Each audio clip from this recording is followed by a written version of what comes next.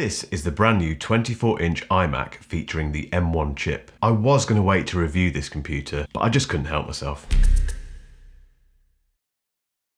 Welcome back to Ellis Reviews. Thank you for subscribing. If you haven't subscribed, the button's just down there. So hands up, I am waiting for the big M1 or M2, M1X, M2X, whatever it's going to be, based iMac. Behind me, I used to have the 27-inch iMac, that's now downstairs. But when Apple launched their M1 based 24-inch iMac, I knew I'd have to get one to give you my honest buying advice. However, what I thought was originally going to be a purchase just for this review has actually turned into something quite different. Here's my first impressions of the M1 based 24-inch iMac. Now, if you've seen my videos in the past, you'll know that I don't really get into much unboxing. I'm from the generation that doesn't quite get unboxing.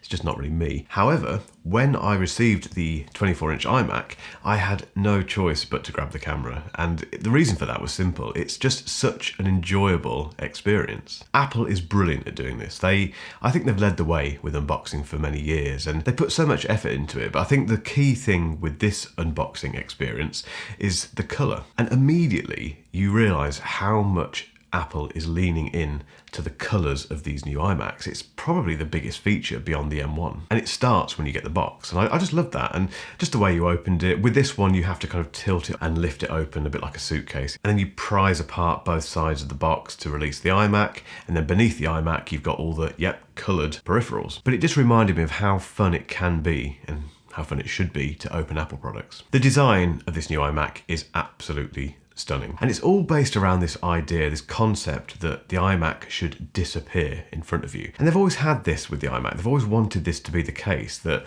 the computer doesn't get in the way of you using the computer. It sounds like a bit of an odd concept until, like I say, you put this 24-inch iMac on your desk and start using it. There's three things that need mentioning. The first thing is the chin. Now, the chin is the thing that is beneath the screen. It's this strip of glass, I suppose you'd call it, and it's got the same colour that you've chosen for the iMac as the back, but it's just a slightly lighter hue. There's no Apple logo on it, which is a bit odd, but I'll come on to that in a moment. And a lot of people are very annoyed that it is still there. And this is mainly because of the rumours. And the rumours leading up to this iMac's launch were that we were going to see some kind of Pro Display XDR type display without any bezels or very, very little bezels and no chin at the bottom. And the problem with that is that that doesn't look like an iMac. The chin makes the iMac the iMac. The other point of the chin is that the computer is in there. So in past iterations of the iMac, most of the computer bits and pieces have been behind the screen, which is why you had that slight bulge behind the screen. And that was mainly because there were so many bits and pieces to fit in there, from the motherboard,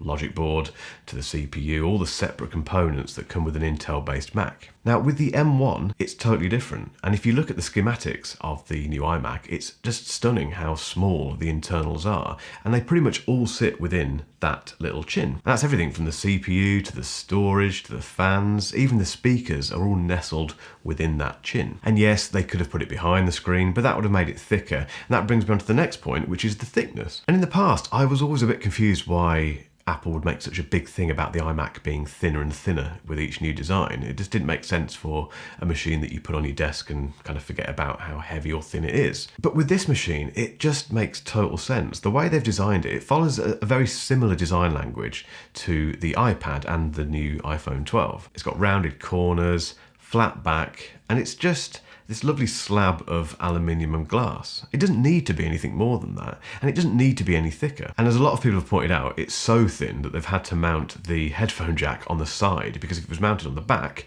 the headphone jack itself would come through the iMac. It's so ridiculously thin. It's also very light. I know that doesn't really matter, but if you move it around occasionally, then it's very easy to do that. Now, the third design element to talk about is the bezels. And the bezels on the outgoing iMac were very thick, great big thick black bezels. So reducing the size of the bezels on this new iMac was a complete no-brainer. However, they've made them white bezels, and this has caused a bit of a stink amongst lots of professionals and people who use iMacs for photo editing, video editing. The reason being is that white bezels obviously reflect light, and also there's no kind of defined end to the screen. It just kind of seems to carry on going, and if you're editing photos, it makes it a little bit hard to judge colours. You don't feel cocooned in your work. That's probably the best way of describing it. And that's why pretty much every reference monitor and most monitors and outgoing iMacs have black bezels. So why have white bezels?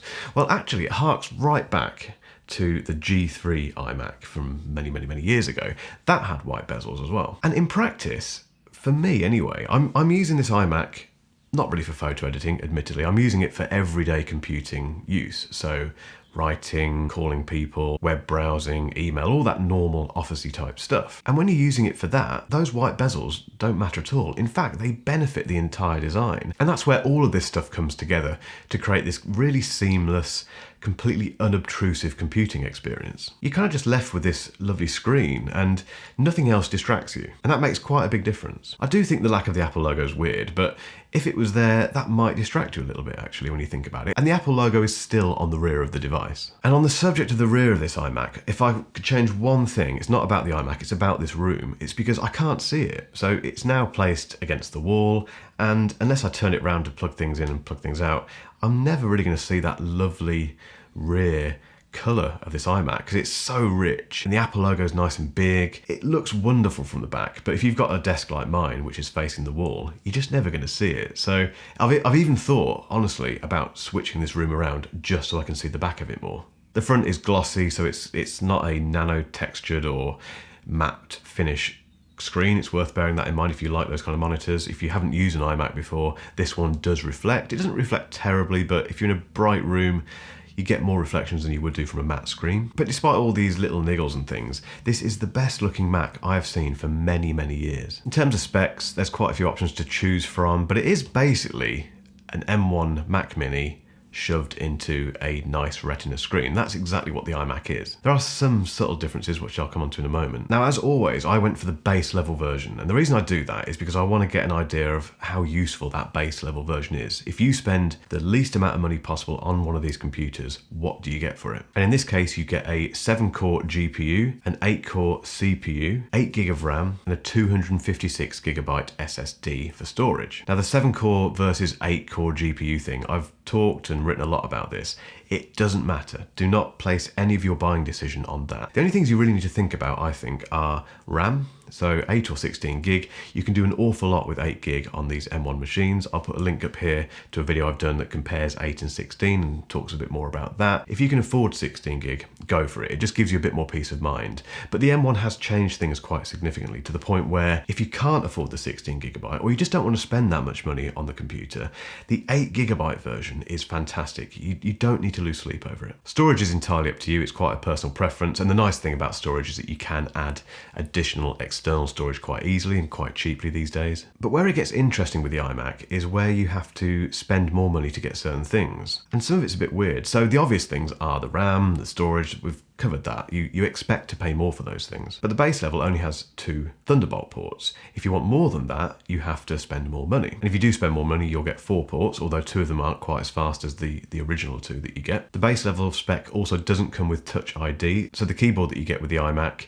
is the normal Magic Keyboard, but by default, the base level spec that I have doesn't have the Touch ID sensor. Again, you have to spend more to get that. Mine also didn't come with Ethernet, so if you connect your iMac to your router directly with a cable, you need to spend more to get that. The way Apple has done that, quite cleverly actually, they've built it into the power supply. So the power supply brick has the Ethernet connection in there. I think you can buy that separately, but if you want to buy it out of the box and have it with your brand new iMac, you do have to upgrade to the next version up. And the other really weird one is colours. So there are only certain colours that are available if you spend more money. But if you look at how much you're asked to spend to get more stuff on the next level up for the iMac, it becomes quite interesting. And I think it's a bit of a no-brainer if you've got an additional £200, $200 to spend. Because for that additional $200, you get Touch ID, you get the 8-core GPU, which, like I say, doesn't matter, but if it just gives you the peace of mind that you've got the best one, great. You then get the 4 ports in total. You also get the Ethernet connection. And curiously, you also get 2 fans. So the base level spec, Apple hasn't mentioned this, but it is in an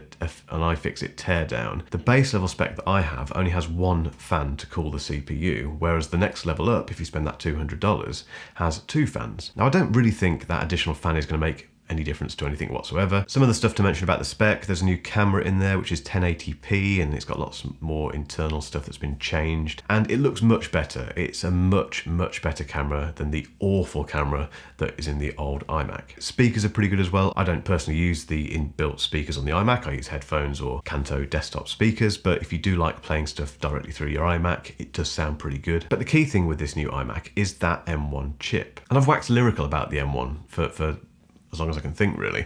And it's just a brilliant chip which outperforms itself every day for me. And because this iMac is, I think, largely aimed at the home market, it means that you can buy a Mac now which has this beautiful screen, lovely design, and it will just make mincemeat of pretty much any computing task you throw at it. But if you want to start getting into photo editing, video editing, programming, audio production, it will more than happily handle that stuff too. And that's really exciting, because if you've got kids, for example, who are perhaps at school or college and they want to use the iMac to do some more interesting stuff with it, you don't have any worry that it's going to start slowing down for them or cause them problems. The M1 will just breeze through all of that stuff. It's a little bit like a really comfortable supercar that you can take around a track and smash track records, but you can equally drive it very safely and comfortably down to the shops. No matter how brilliant these new iMacs are or this fantastic new M1 chip is, it's still really important to keep your Mac clean. To keep my Macs clean, I use a piece of software called CleanMyMacX. It's something I've used for many years. The company behind CleanMyMacX,